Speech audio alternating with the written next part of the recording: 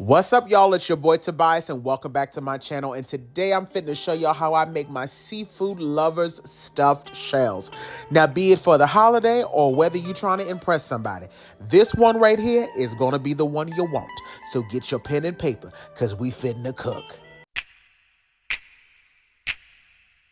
Whipping up all of your favorite recipes. Simply Food. You should know by now that you're in for a treat. Simply Food. There's no other channel where you'd rather be. Simply Food. Seafood, pasta, cakes, and pies. Sing and laugh and even cry. Like and share and hit subscribe. Simply Food by TY. Let's get into these ingredients. So we're going in with the Better Than Bouillon roasted garlic base as well as the roasted chicken base. We're going to be using 1 packet of sazon. We're going to go in with some half and half or heavy whipping cream. For some reason, there's a heavy whipping cream shortage in my area, and I don't understand that. We're going in with some curly parsley, your jumbo shells. We're going to be using some ricotta cheese, cream cheese. Make sure that's at room temperature. Gouda, as well as Gruyere. Some shredded Parmesan, and of course, your mozzarella. Now let's talk about the seafood. I have some large shrimp here that will be peeled, deveined, and dried off. I have some crawfish tail meat that has been fully thawed and drained of all of its excess juice. And I have 1 pound of lump crab meat. Now, just so you guys know, you want to make sure that you're shredding down your cheese in this particular recipe, except for the mozzarella. In this particular recipe, it's one of those ones where you're going to want to spend a little extra money, get you some high quality cheeses, okay? You're already spending a lot of money on that seafood, so don't skimp out and get you no cheap cheese. So, just keep that in mind. Also, do as I say, not as I do. Make sure that you all take off the red rind off of your cheese. Don't be foolish like I was just now. I want you guys to have about 1 liquid measuring cup full of each of those cheeses and then sit those to the side. And then that cheese that you see that I have left over, I'm going to shred that up and sit that to the side because I'm going to use that to top this right before it goes in the oven. But I use that Pyrex dish. I use 1 cup so that I could end up with 1 cup of each. Now I'm going to go in and mince up my parsley. You can also use flat leaf Italian leaf if you want to. I just prefer the curly one. Make sure you wash that and make sure that it's fully dry and break that down to a full mince. Now we have our shrimp here. Like I said, I made sure that those were deveined, dried, and peeled. Now we're going to go with some sazon. Now, definitely, you don't need to go out of control with this. You just want a light coating because a little bit will go a long way.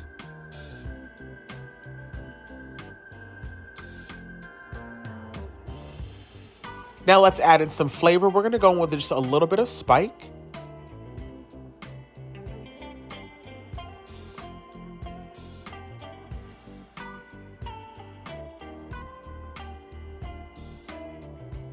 As well as some Slap Your Mama hot Creole seasoning.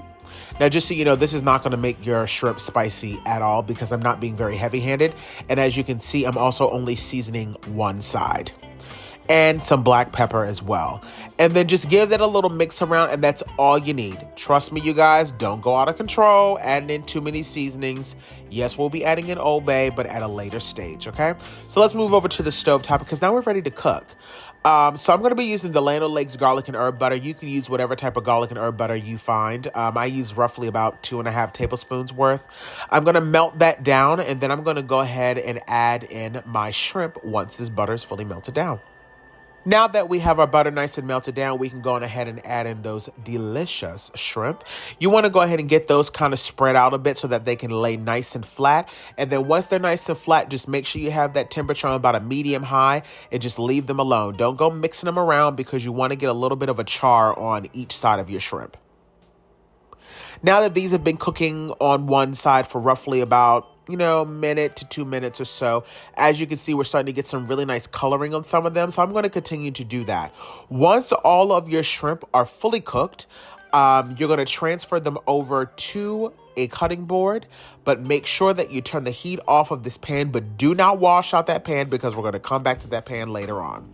So now that my shrimp have been fully cooked, like I said, I transferred them over to my cutting board. And now I'm going to give these a really good chop. You want to bring these down to a nice mince. As you can see, we broke these down really nicely. So once you have all of this done, you can now sit all of this to the side. Essentially, you guys, that was really the hardest part about this. Cooking this and then, follow the instructions on making your pasta. Other than that, now we're about to put everything in the bowl. Here we go. Your room temperature cream cheese, your ricotta cheese. We're going to add in a nice pinch or so of that parsley. We're going in with about a half a cup of the Parmesan cheese, about a half a cup of the mozzarella cheese. We're going in with 2 small eggs. Don't worry, I did not get any shells in. Everybody breathe.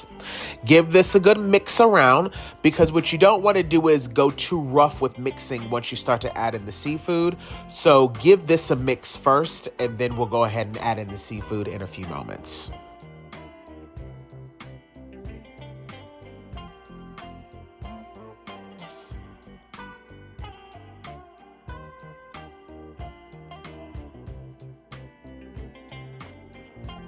Now that we have this nicely smoothed out, we can go on ahead and start to add in our seafood. So like I said, I have 1 pound of the lump crab meat. We're going to add in those delicious crawfish tails. And remember, make sure that when those are thawed out, that you drain them and really squeeze out all of the extra liquid. And we're also going to add in our shrimp that we've previously cooked.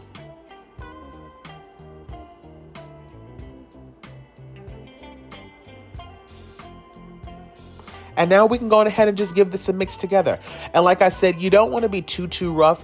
You really want to kind of fold this in, because you want to make sure that some of those lumps of that crab meat can kind of stay intact. Of course, it's inevitable. It will break down. But again, just don't be too rough with it. And as you can see, you guys, this looks delicious. Full of flavor, okay? Again, don't go crazy and start adding salt and stuff. We'll talk about more seasonings later on, but let's work on that sauce. So now we're going to add in 1 teaspoon of that Better Than Bouillon chicken base, as well as 1 teaspoon of the roasted garlic. At this stage, we are about to build in a lot of flavor into the sauce, which again is where we're going to get more sodium in this recipe. As you can see, we're still using that same pan that we used earlier. I just added in about 1/3 of a cup of water. We're going to bring this up to a low simmer, okay? We want to get all of those good bits off of the bottom of that pan, bring all of it up to the surface, because we're starting to build in some great flavor right now. Once that comes up to a simmer looking like this, we're then going to go ahead and add in our cream. Like I said, I'm going to be using half and half. It worked just as fine, but if you have heavy whipping cream, you can also do that. Also, at this stage, you can add in the juice of half of a lemon, as well as 1/3 of a cup of a dry white wine. We're also adding in our Gruyere cheese, and we're also adding in our parsley, as well as our Gouda. Now I'm going in with about 2 to 3 teaspoons of the Creole seasoning, as well as some Old Bay. You want to give this a mix around. Once this really starts to melt down, you can go in with a spoon and give it a taste, okay? I'm also going in with a little bit more of the mozzarella cheese as well. Like I said, now is around the time when you want to go ahead and give it a taste. I'm adding in 2 tablespoons of the garlic butter. Remember, this is going to cook down, and this is also going to get nice and thick in the oven. So don't worry about the fact that this looks really loose right now, because trust me, that pasta is going to soak this sauce right up. So it's not going to be loose at all. And also keep in mind, cheese is already naturally salty, so just be mindful if you guys start to add in more cheese and stuff, okay? We're going to transfer this delicious sauce into a large baking dish. I do not know the exact measurements of this baking dish. Just know that it is huge, okay? We're going to take our mixture and we're going to go ahead and start to stuff our shells. Again, follow the instructions on the back of the box. Just make sure that your pasta water is salted. Now, you want to make sure that these are definitely nice and stuffed, but don't go overboard, okay? You want them to look, presentable.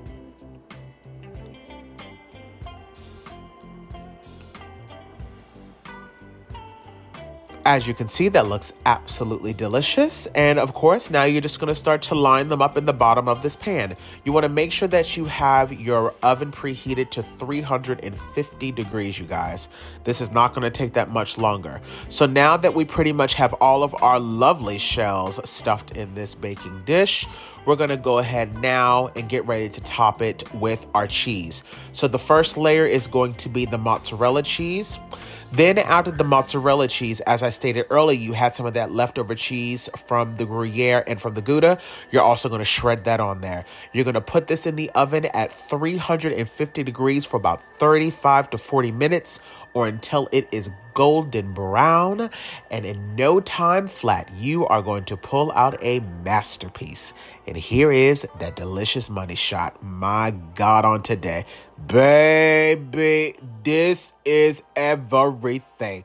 I hope y'all like this recipe. Give it a thumbs up. Share it with all of your friends. Subscribe to my channel and hit that bell to be notified. And as always, y'all babies stay cute and take care. Bye, guys. Slaying in the kitchen. Simply Food by TY. We hope that you enjoyed it. Simply Food by TY. If you haven't took the time, make sure you subscribe. Thanks for watching.